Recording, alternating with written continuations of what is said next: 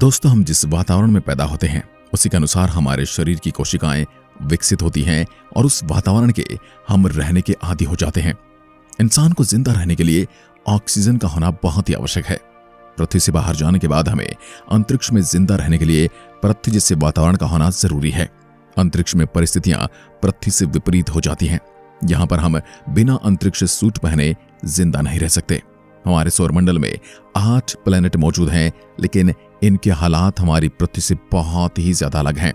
कुछ ग्रहों पर तापमान इतना ज्यादा है जहां पर हमारा शरीर कुछ ही सेकंड में जलकर धराशायी हो जाए, और कुछ ग्रह का तापमान बहुत ज्यादा ठंडा है जहां पर हमारा शरीर बर्फ की तरह जम जाएगा।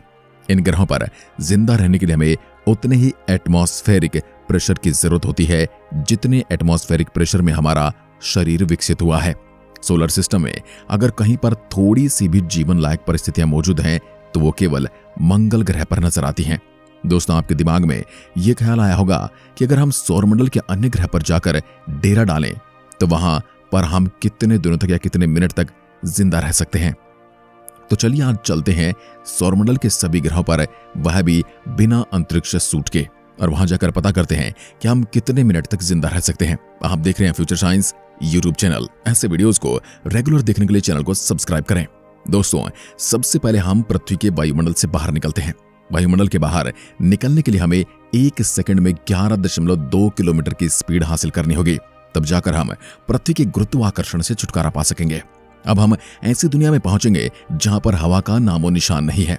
अगर वहां आदमी खुले माहौल में रहे तो ऑक्सीजन के अभाव में 15 सेकंड में ही बेहोशी और उसके बाद मौत तक हो सकती है। अंतरिक्ष में तापमान बहुत नाटकीय ढंग से बदलता है।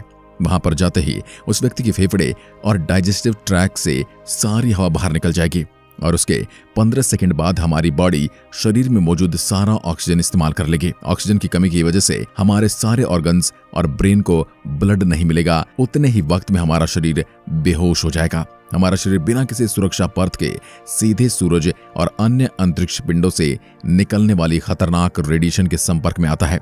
हमारे शरीर को बहुत ही ज्यादा घातक नुकसान पहुंच सकता है। इससे कैंसर जैसी खतरनाक बीमारियों से ग्रस्त होकर हमारी जान जा सकती है। लेकिन दोस्तों, कैंसर से तो हमारी यानी कि इंसान की मौत बहुत ही देर में होगी। उससे पहले ही एस्ट्रोनॉट की मौत कुछ ही सेकंड में दम घुटने और अन्य भयानक कारणों से हो जाएगी। अब आपको लिए चलते हैं हमें रोशनी से भरपूर करने वाले सूरज के पास। हमारे सूरज की सतह का तापमान लगभग 5500 डिग्री सेल्सियस है। मुख्य रूप से हाइड्रोजन और कुछ मात्रा में हीलियम गैसों से बना है।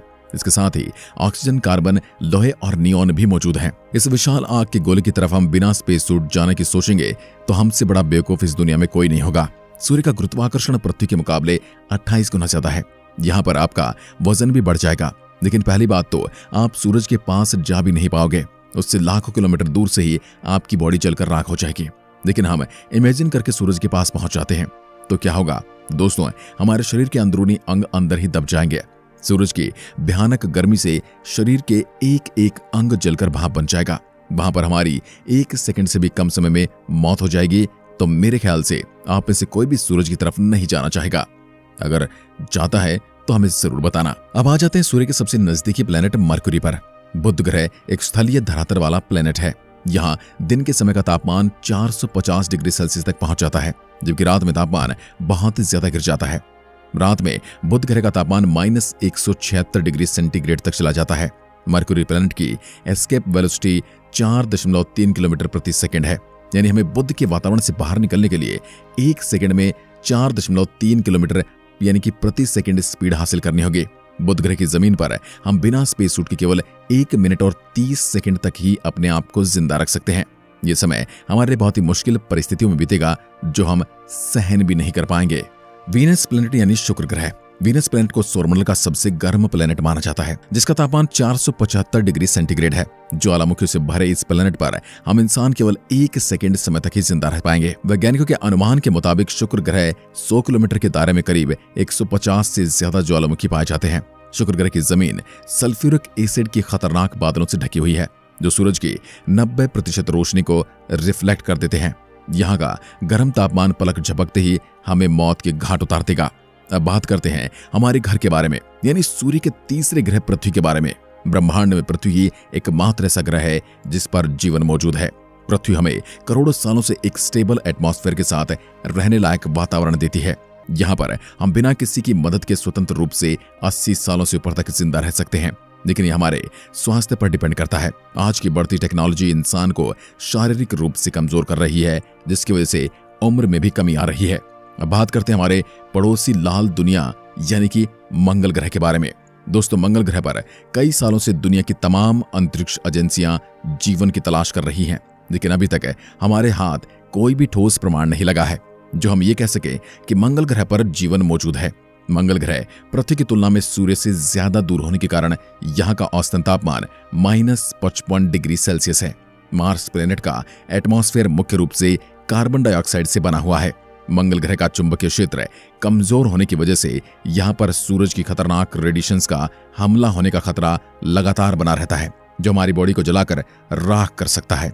मंगल ग्रह का एटमॉस्फेरिक प्रेशर पृथ्वी की तुलना में बहुत ही ज्यादा कम है। इन मुश्किल हालातों में हम मंगल ग्रह पर बिना स्पेस सूट 80 सेकंड से ज्यादा जीवित नहीं रह पाएंगे। अब हमारी यात्रा सौरमंडल के सबसे बड़े प्लैनेट जुपिटर तक पहुंच जाती है। दोस्तों, जुपिटर प्लैनेट सूर्य से 5वें नंबर पर स्थित है। जुपिटर प्लैनेट प्राथमिक तौर पर गैस और तरल पदार्थों से बना है। यह एक चौथाई हीलियम द्रव्यमान के साथ मुख्य रूप से हाइड्रोजन से बना है, जिसके अंदर कोई ठोस सतह होने के चांस नहीं है जिस पर हम कदम रख सकें। अगर हम इसके अंदर छलांग लगाते हैं तो हम इसके अंदर अजीब बादलों के अंदर ही खो जाएंगे और अंदर जाते जाएंगे। मगर दोस्तों, हम इस ग्रह पर केवल 1 सेकंड तक ही जिंदा रह पाएंगे। उसके बाद इसका भयानक एटमॉस्फेरिक प्रेशर हमारी जान ले लेगा। अब बात करते हैं सैटर्न यानी शनि ग्रह के बारे में। शनि ग्रह इसके सबसे बड़े छल्लों यानी कि वलय के कारण बाकी ग्रहों से अलग नजर आता है। शनि ग्रह एक बहुत ही बड़ा गैस का गोला है, जिसमें हाइड्रोजन और हीलियम गैस के दिखता है। शनि ग्रह के तेज घूर्णन की वजह से इसके इक्वेटर पर दोनों ध्रुवों की तुलना में बहुत ही तेज आंधी के बवंडर चलते हैं। यहाँ पर आंधी की रफ्तार 1800 किलोमीटर प्रति घंटा होती है। अगर हम इस ग्रह के अंदर उतरते हैं तो शायद कि हमारा पैर इसकी जमीन पर टिक पाए, क्योंकि इसकी ठोस सतह है ही नहीं जिस पर हम खड़े रह सकें। इसके अंदर छलांग लगाने के बाद हम इसके बादलों में कहीं पर फंस जाएंगे, मगर दोस्तों उससे पहले हमारी मौत हो जाएगी। इस ग्रह पर केवल हम 1 सेकंड से भी कम समय तक जिंदा रह सकते हैं। यूरेनस प्लैनेट यानी अरुण ग्रह, यह दूरी के अनुसार सूर्य के 7वें नंबर का प्लैनेट है। यूरेनस प्लैनेट एक गैसीय प्लैनेट है।